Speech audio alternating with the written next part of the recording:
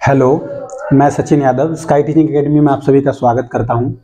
आज हम पढ़ने जा रहे हैं अलंकार। इससे पहले हम आपको बता दें कि ये वीडियो एकेडमिक वाले बच्चों के हिसाब से है, उनके भी जल्दी पेपर आने वाले हैं। तो जो एकेडमिक के लिए इंपॉर्टेंट अलंकार हैं सारे हमने यहाँ पे लिए हैं और हम आपको अलंकार पढ़ाएंगे आज। अलंकार का मतलब होता है आभूषण। तो काव्य की जो शोभा बढ़ाने वाले कारक होते हैं उनको अलंकार कहा जाता है। और अलंकार के बाद में हम आपको बताते हैं अलंकार के दो भेद होते हैं, अर्थालंकार और शब्दालंकार। एकेडमिक के लिए इतना ही महत्वपूर्ण है, वैसे है तो और भी आधुनिक पाश्चात्य अलंकार और भी पढ़ाते हैं लोग, लेकिन आपको एकेडमिक के लिए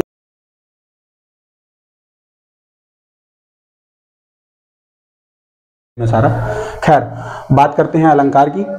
तो शब्दालंकार जो हैं, इन वो अलंकार जिनमें शब्दों के माध्यम से चमत्कार उत्पन्न हो उनको शब्दालंकार कहते हैं। जिनमें शब्दों के अर्थ के माध्यम से अलंकार चमत्कार उत्पन्न होता है जिन पंक्तियों में, उसको अर्थालंकार कहते हैं। तो अब हम देखेंगे शब्दालंकार को। सबसे पहले बात करते हैं अनुप्रास अलंकार की। तो अनुप्रास अलंकार, जैसा कि इसके नाम से पता चलता है, अनुप्रास होता है वर्णों की आवृत्ति। वर्णों की आवृत्ति को ही अनुप्रास कहते हैं। जिन किसी पंक्तियों में वर्णों या शब्दों की आवृत्ति होती है तो वहां पे अनुप्रास अलंकार होता है। इसके भी कई भेद हैं, छेकानुप्रास, लाटानुप्रास, वृत्त्यानुप्रास, सुत्यानुप्रास। लेकिन अनुप्रास के भेदों में न जाते हुए एकेडमिक में केवल इतनी जरूरत पड़ेगी आपको, जिस पंक्ति में वर्णों की आवृत्ति एक या एक से अधिक बार होती है तो वहां पर अनुप्रास अलंकार होता है। वर्णों की आवृत्ति को ही अनुप्रास कहा जाता है। इतनी परिभाषा पर्याप्त है। अनुप्रास के एग्जाम्पल के लिए एक बहुत बढ़िया चौपाई है, तरनी तनुजा तट तमाल तरुवर बहुछाए, झुके कूल परसन हित मनहु सुहाए। इन दोनों पंक्तियों में से जो पहली पंक्ति है ऊपर वाली, उसमें तरनी तनुजा तट तमाल तरुवर बहुछाए त वर्ण की आवृत्ति कई बार हुई है, तो वहां पर अनुप्रास अलंकार है। दूसरी पंक्ति में मनहु शब्द आया है, उत्प्रेक्षा अलंकार है। खैर, अभी हम शब्द अलंकार पे फोकस करते हैं। तो प्रथम पंक्ति में अनुप्रास अलंकार है। तो अनुप्रास को आप समझ गए हैं, उम्मीद करते हैं। आगे बात करते हैं यमक अलंकार की। यमक शब्द का अर्थ होता है युग्म, जोड़ा। तो जहां कोई शब्द जोड़े से आता है या एक से अधिक बार आता है और उसका अर्थ भिन्न भिन्न होता है दो बार आकर। जैसे आपने बचपन से एक एग्जाम्पल सुन रखा होगा यमक अलंकार के लिए, कनक कनक तय सौगुनी मादकता अधिकाय, ई खाए बहुराय जगो ही पाए बहुराय।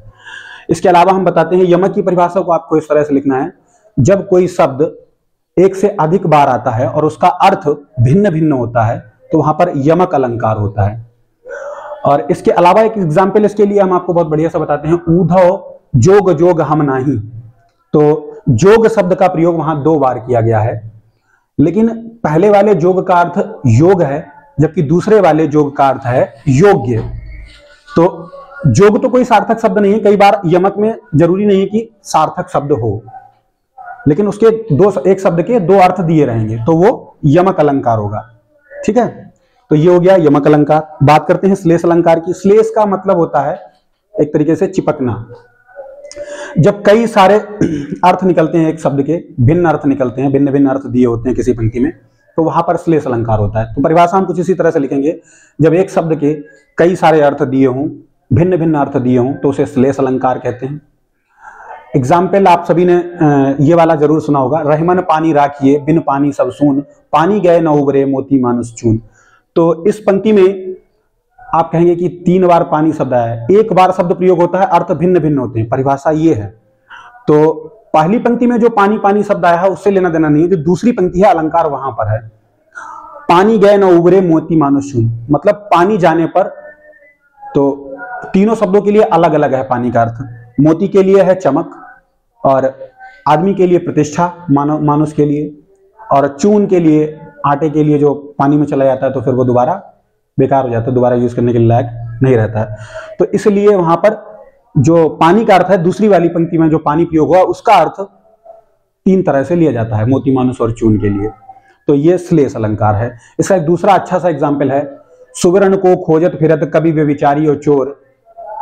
आपने सुना होगा, चरण धरत चिंता करत चितवत चारहु ओर, सुवर्ण को खोजत फिरत कवि व्यभिचारी और चोर।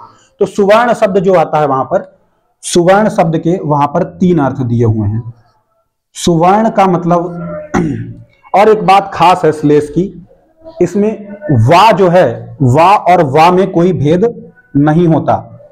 और शा में कोई भेद नहीं होता, ये श्लेष में एक ही माने जाते हैं। तो इसमें सुवर्ण के 3 अर्थ दिए हुए हैं, चरण धरत चिंता करत चितवत चारों ओर, सुवर्ण को खोजत फिरत कवि व्यभिचारी चोर। कवि के लिए सुवर्ण सुंदर अक्षर है, कोई अच्छा सा शब्द उसको मिल जाए काव्य में प्रयोग करने के लिए, वो उसके लिए सोना है। चोर के लिए सोना ही सब कुछ है, सोना ही सुवर्ण है। और जो व्यभिचारी होता है, कह सकते हैं कि लफंगा, उसके लिए गोरा रंग जो है वो स्वर्ण के समान होता है। तो सबके लिए सोने का अर्थ अलग अलग है, कवि व्यभिचारी और चोर के लिए। तो ये श्लेष है, बहुत अच्छा एग्जाम्पल है। चरण धरत चिंता कर चितवत चारों ओर, सुवर्ण को खोजत फिरत कवि व्यभिचारी और चोर।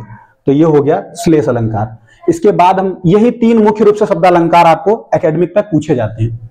इसके अलावा भी हैं वक्रोक्ति अलंकार, श्लेष मूला वक्रोक्ति अलंकार, लेकिन वो हम कभी आपको कॉम्पिटिटिव एग्जाम के वीडियो में पढ़ाएंगे। अभी देखते हैं हम अर्थालंकार। अर्थालंकार में पहला है उपमा। उपमा का मतलब ही होता है बच्चों तुलना। कई लोगों ने वीडियो पे समझाया हुआ था यूट्यूब पर, उप और मा, समीप, लाना, ये सब, लेकिन उपमा का आप सीधे से अर्थ ले सकते हैं तुलना करना। तुलना शब्द याद रखिएगा केवल, इसी से आपकी पूरी परिभाषा बनेगी। जिस किसी पंक्ति में 2 वस्तुओं की तुलना की गई हो, या दूसरे भाषा में, किताबी भाषा में कहें तो उपमेय की उपमान से तुलना की जाती है, जहां पर वहां पर उपमा अलंकार होता है। और इसके लिए रामायण की बहुत एक अच्छी सी चौपाई है उपमा अलंकार के लिए, आप आसानी से याद कर सकते हैं। असमान गुण ही राव नहीं बोला, पीपर पात सरिस मन डोला। तो ये उपमा का एग्जाम्पल है। तो आपने देखा होगा सरिस शब्द आया है। उपमा में कुछ वाचक शब्द होते हैं, समान गुणधर्म, वाचक शब्द, उपमेय, उपमान, ये इसके अंग हैं। उपमा, उत्प्रेक्षा, रूपक। तो अंगों में से जो वाचक शब्द हैं वो महत्वपूर्ण है उपमा में। सा, सी, सम, सरिस, इस तरह के शब्द उपमा में आपको मिलेंगे। सा, सी, सम, सरिस, से, समान, ये शब्द आपको उपमा में देखने को मिलते हैं। उपमा अलंकार में तुलना की जाती है एक वस्तु की दूसरी वस्तु से, उपमेय की उपमान से तुलना की जाएगी, वहां पर उपमा अलंकार होगा। ठीक है, पहचानना बहुत ही आसान है, हाई स्कूल में पहचानने के लिए आता है। आप ये चिन्ह देखकर बड़े आराम से पहचान सकते हैं, वाचक शब्द देखकर। बात करते हैं आगे उत्प्रेक्षा अलंकार की। तो उत्प्रेक्षा अलंकार में इसको आप एक शब्द से याद रख सकते हैं, संभावना। इसके जो वाचक शब्द होते हैं वो संभावना से रिलेटेड होते हैं। संभावना, संभावना शब्द से आप उत्प्रेक्षा को याद कर सकते हैं। कैसे? उपमेय में उपमान की संभावना व्यक्त की जाती है।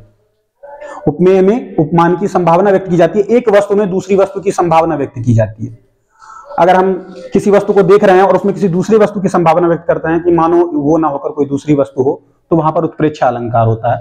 संभावना, इसके वाचक शब्द होते हैं जनु जानो, मनु मानो इत्यादि। जनु जानो, मनु मानो, जानो मानो, इस तरह के शब्द दिए होंगे, उत्प्रेक्षा अलंकार होगा। संभावना व्यक्त की जाती है। एग्जाम्पल के लिए अभी आपको हमने जो अनुप्रास में एग्जाम्पल बताया था, उसकी दूसरी पंक्ति जो है, तरनी तंजा तर तमाल तरवर बहुछाए, इसको छोड़ दें। दूसरी पंक्ति, तरनी तंजा तर तमाल तरवर बहुछाए, झुके कूल परसन हित मनहु सुहाए। जो मनहु शब्द आया है उसमें उत्प्रेक्षा को क्लियर करता है। वो आप अंडरलाइन करके अपने एग्जाम में इसी तरह से लिख सकते हैं मनहु शब्द को, कि ये उत्प्रेक्षा, यहाँ पर उत्प्रेक्षा अलंकार है पंक्ति में। तो ये हो गया उत्प्रेक्षा अलंकार। इसके बाद बात करते हैं रूपक की। जो रूपक अलंकार है, इसमें क्या होता है, भेद रहित आरोप किया जाता है। मतलब यहां तुमको ये जो वाचक शब्दों की बात हमने की है, संभावना, उत्प्रेक्षा में और उपमा में, सासी, सम, सरिस इत्यादि वर्ड उपमा के हैं वाचक शब्द, और उत्प्रेक्षा के जनु जानो, मनु मानो, जानो मानो इत्यादि। रूपक में ये गायब हो जाते हैं। रूपक में सीधे सीधे एक वस्तु को दूसरी वस्तु बता दिया जाता है, मतलब उपमेय को उपमान बता देना, तो वो हो जाता है रूपक अलंकार। और इसके लिए एक बहुत अच्छी सी चौपाई है रामायण की, एग्जाम्पल के लिए। मुनि पद कमल बंदी दो भ्राता, चले हलोक लोचन सुखदाता।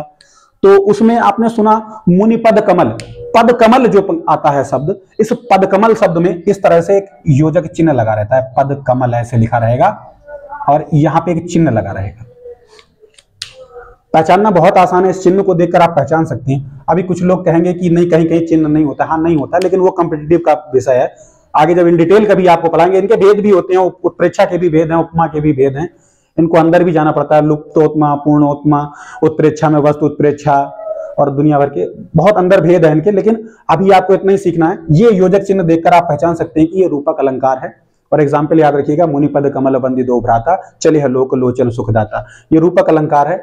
और परिभाषा आप इस तरह से लिखेंगे कि जब किसी पंक्ति में उपमेय में उपमान का भेद रहित आरोप किया जाता है, तो यहां पे बस एक शब्द बढ़ा है, भेद रहित आरोप, बस आप इसको याद रखें, बस भेद रहित आरोप, बस ये अगर आपको याद रहा तो आप परिभाषा लिख देंगे इसकी आराम से।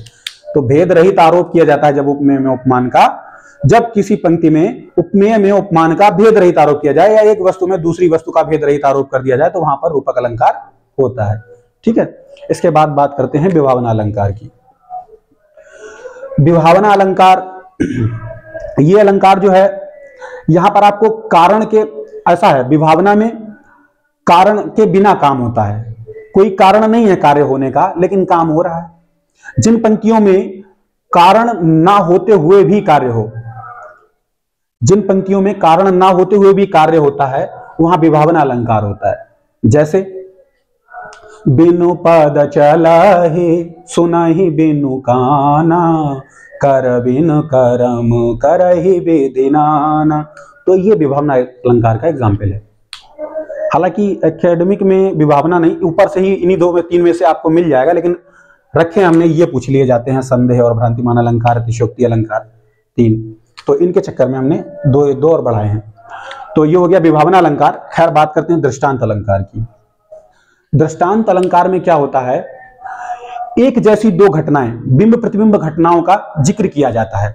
तो जिन पंक्तियों में कभी बिंब प्रतिबिंब घटनाओं का वर्णन हो, वहां पर दृष्टांत अलंकार होता है। ये एक जैसी घटनाएं कैसे, जैसे करत करत अभ्यास ते जड़मति होत सुजान, रसरी आवत जात से सिल पर परत निशान। तो आपने देखा कि जिस प्रकार से कोई मूर्ख व्यक्ति अभ्यास करते करते बुद्धिमान हो सकता है, सुजान हो सकता है, उसी तरह से रस्सी के आने जाने से बार बार सिल पर निशान पड़ जाता है। ये बिंब प्रतिबिंब घटनाएं हैं एक दूसरे के, तो इसीलिए इसमें दृष्टांत अलंकार में ऐसी घटनाओं का जिक्र होता है। बात करते हैं संदेह अलंकार की। संदेह अलंकार और भ्रांतिमान अलंकार में बहुत कंफ्यूजन हो जाता है लोगों को। हमने अच्छे अच्छे टीचरों को देखा है समझाते हुए बीच में गड़बड़ा जाते हैं, लेकिन संदेह अलंकार और भ्रांतिमान अलंकार को हम आपको साथ साथ बताते हैं बहुत अच्छे से। देखिए संदेह क्या है, जब आपको ये डिसाइड ना हो पाए कि पहली वस्तु है या दूसरी, भ्रम हुआ किसी दो वस्तुओं में कि पहली वस्तु है या दूसरी, अब ये डिसाइड नहीं हो पा रहा, तो संदेह बना रहता है, ये संदेह अलंकार होता है। और भ्रांतिमान, भ्रमवश आपने किसी एक वस्तु को दूसरी वस्तु मान ही लिया, तो वो भ्रांतिमान अलंकार है। तो जिन पंक्तियों में संदेह बना रहता है पहली वस्तु है या दूसरी, यह निश्चित नहीं हो पाता, तो वहां पर संदेह अलंकार होता है। एग्जाम्पल के लिए हम आपको संदेह के बताते हैं, नारी बीच सारी है कि सारी बीच नारी है, नारी ही की सारी है कि सारी ही की सारी है। ये एक फिल्मी डायलॉग भी है, गोविंदा की पिक्चर में हमने सुना था। तो ये संदेह अलंकार में लिखा जा सकता है। और एक और है एग्जाम्पल, रामायण से आता है, अंगूठी को लेकर है, हनुमान जी जब अंगूठी गिराते हैं,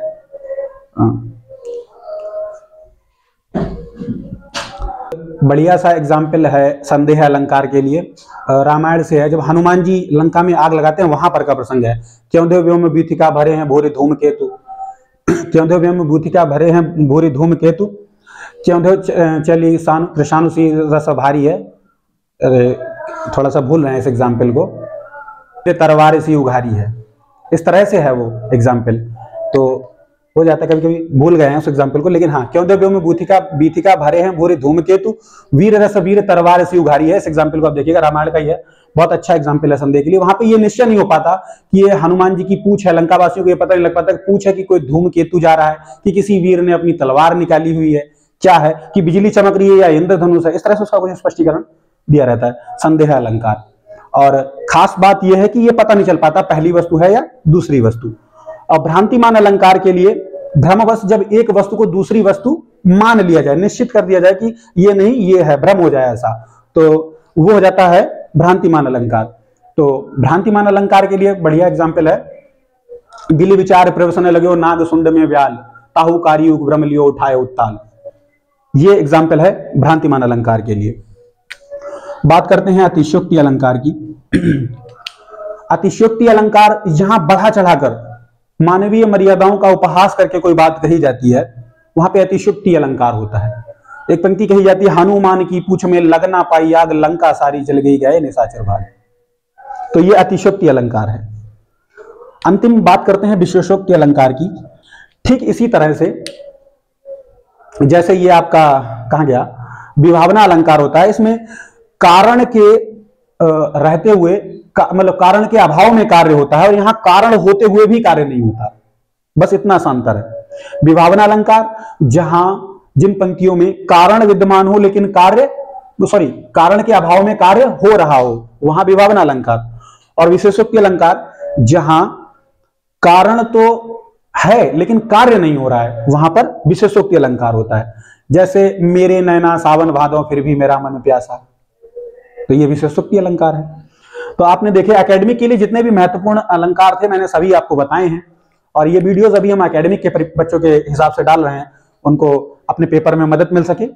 और इसी पीढ़ी में हम आगे भी वीडियोस अपलोड करते रहेंगे। आप इस चैनल को एकेडमिक के बच्चों तक पहुंचाएं।